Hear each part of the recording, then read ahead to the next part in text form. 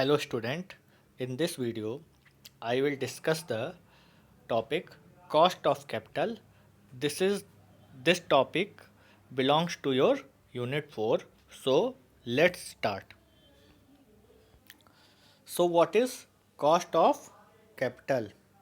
So the term cost of capital is referred as minimum rate of return a firm must bring in on its investment. This is in consonance with the firm's overall object of wealth maximization. So, the cost of capital may be defined as the rate of return the firm requires from investment in order to increase the value of the firm in the marketplace. And this definition is given by J. Hampton. Now, second definition is cost of capital is minimum required rate of earning or the cutoff rate of capital expenditure. So, the cost of capital is the rate that must be earned in order to satisfy the required rate of return of the firm's investor. So, it can also be defined as the rate of return on the investment. So, this is cost of capital. So, there are three basic aspect of the concept of cost of the capital. The first is the cost of capital is the rate of return that a firm requires to bring in form its project. Second is the firm's cost of capital is that minimum rate of return which will at least maintain the market value of the share. And third is it comprises three components which are given as K equal to R naught plus B plus M, where K is equal to cost of capital, K is equal to cost of capital, R naught equal to the return at zero risk, B equal to premium for business risk, and F equal to premium for finance risk. So, cost of capital K equal to R naught plus B plus F.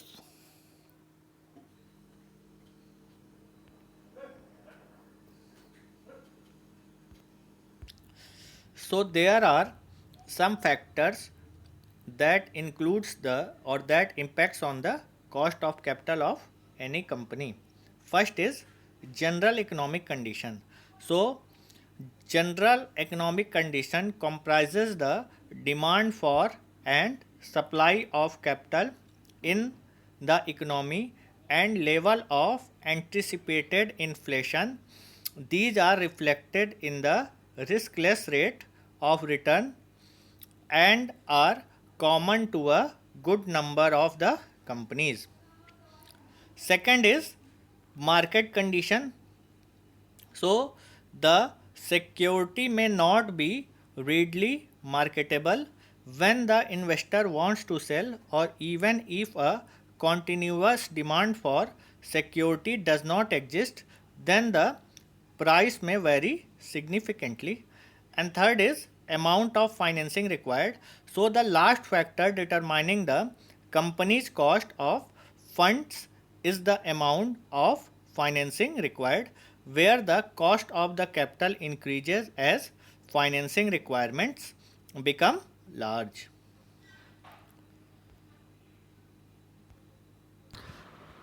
The fourth factor is a firm operating and financing condition.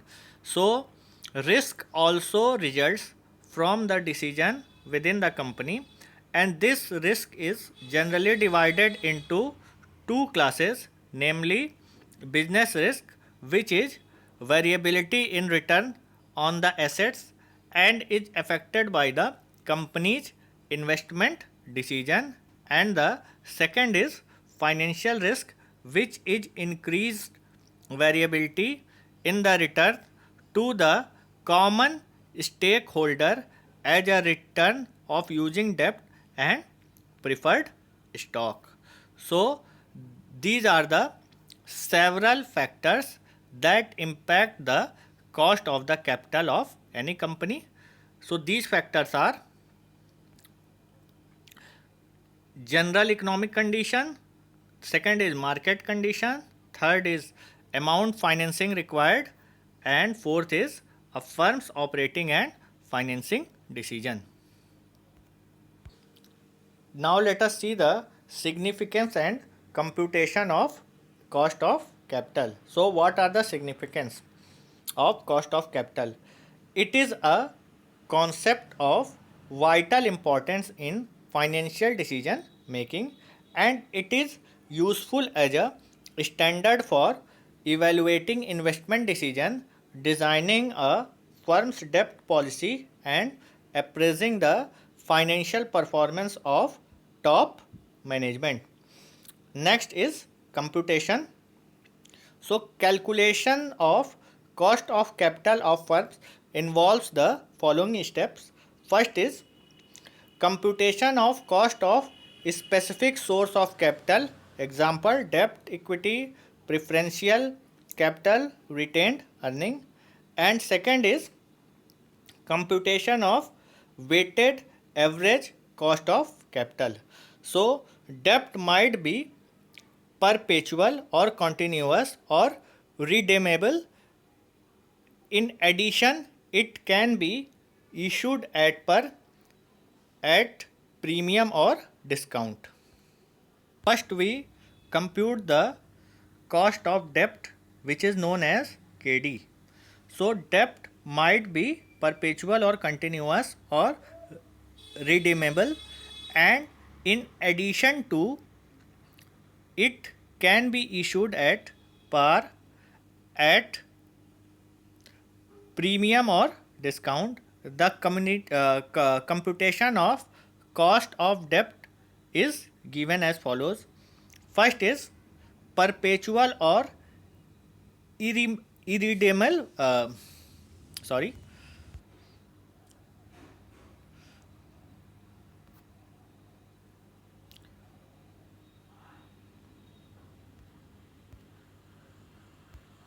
so perpetual or irredeemable debt.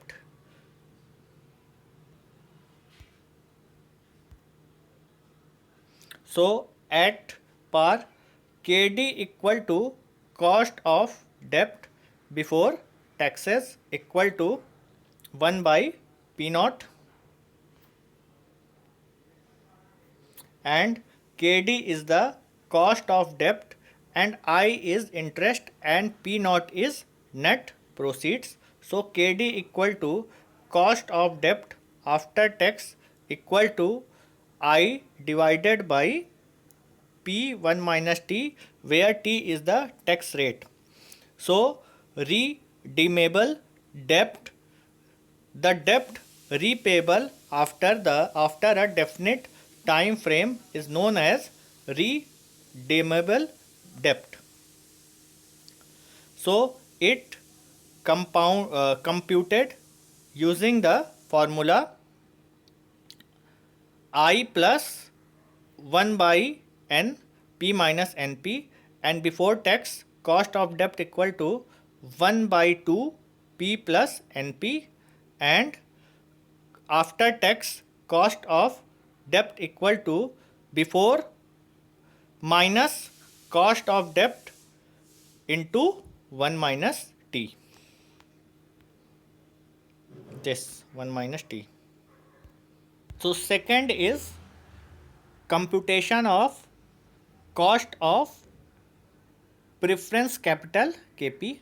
So in this case, preference share divided is to be paid at a fixed rate.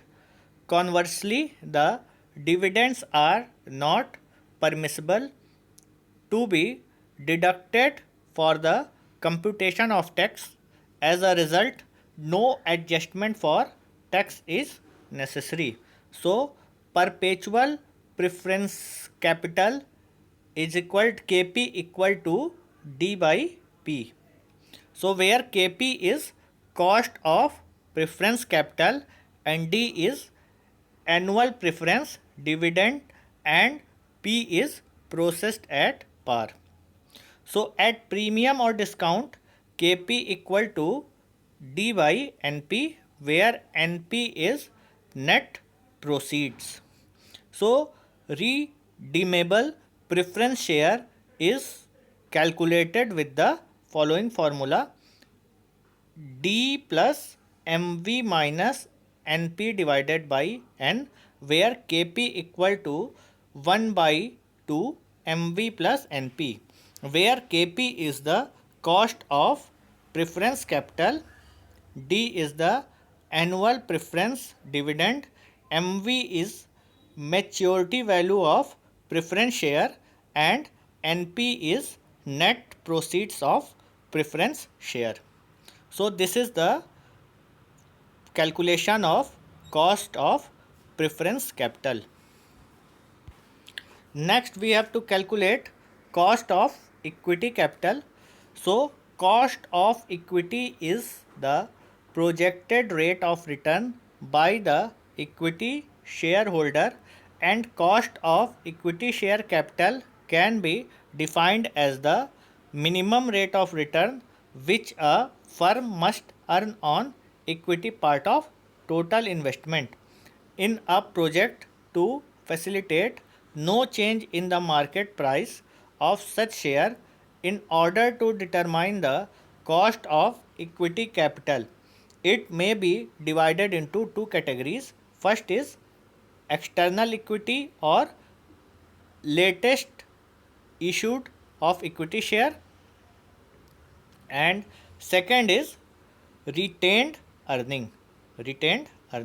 So the external equity or latest issue of equity share have two types.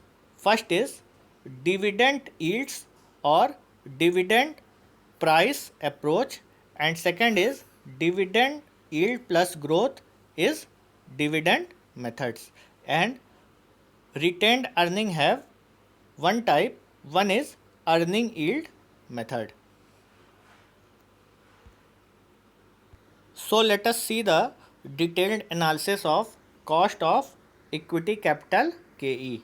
So first approach is dividend yield or dividend price approach. According to this approach, the cost of equity will be that rate of expected dividend which will sustain present market price of equity share.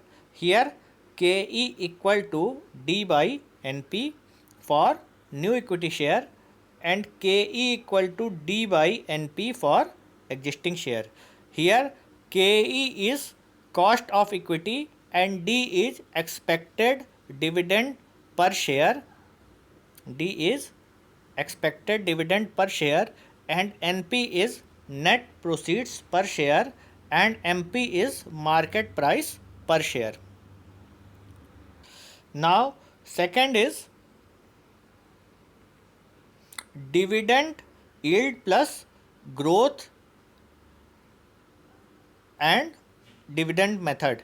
According to this method, the cost of equity is computed on the basis of expected dividend rate plus the rate of growth in dividends are KE equal to D1 by NP plus G. Here KE equal to D1 plus NP D1 by NP plus G for new share and KE equal to D1 by MP plus G for existing share. So this is the dividend yield plus growth method. Dividend yield plus growth method, the expected dividend per share at the end of year D1 equal to D naught 1 plus G, where D naught is expected dividend per share at the start of the year and G is the growth in the dividend for existing share. Third is earning yield method. So according to this approach, the cost of equity is discount rate that capitalizes a flow of future earning to calculate the shareholding. It is also called by taking earning per share, which is known as EPS, into consideration, and it is calculated as KE equal to earning per share divided by net proceeds equal to EPS divided by NP, and KE is also equal to EPS divided by MP for existing share. Now next is computation of cost of retained earning, which is known as KR. So retained earning refer to undistributed profit of firm, and which is given by KR equal to K equal to D by NP plus G, where KR is cost of retained earning, D is expected dividend per share, NP is net proceeds per share, and G is growth in dividend for existing share. Now let us see the weighted average cost of capital. So it is the average of the cost of different sources of financing, and it is also recognized as composite or average cost of capital. Subsequent to computing the cost of individual sources of finance, the weighted average cost of the capital is designed by putting weighted in the proportion of various sources of funds to the total funds. So weighted average cost of capital is computed by using any of the following type of weights. One is market value and second is book value. So market value weights are at time chosen to the book value and weighted as or weights as the market value represents the true value of the investor. Now let us see the importance of cost of capital. So cost of capital is very important. So first importance is capital budgeting decision. So the cost of capital is utilized for discounting cash flow underneath net present value technique for investment proposal. Next, capital structure decision. So an optimum capital is that configuration at which the value of firm is highest and cost of capital is lowest. Third is evaluation of financial performance. So cost of capital is used to estimate the financial performance of the top management. The authentic profitability is compared to the anticipated and actual cost of capital of fund, and if in case profit is greater than the cost of capital, then the performance can be said to be satisfactory.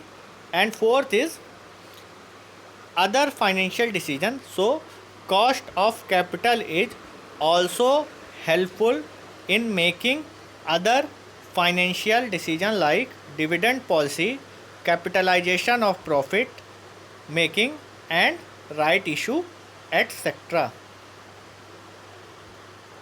So students, in this video we have studied about the basic concept of cost capital, factors determining the cost of capitals. Also we have seen the significance and computation of cost of capital, and we have also computed the different cost of capitals like cost of debt KD, cost of preference capital KP, cost of equity capital KE, cost of retained capital or retained earning KR. We have also seen weighted average cost of capital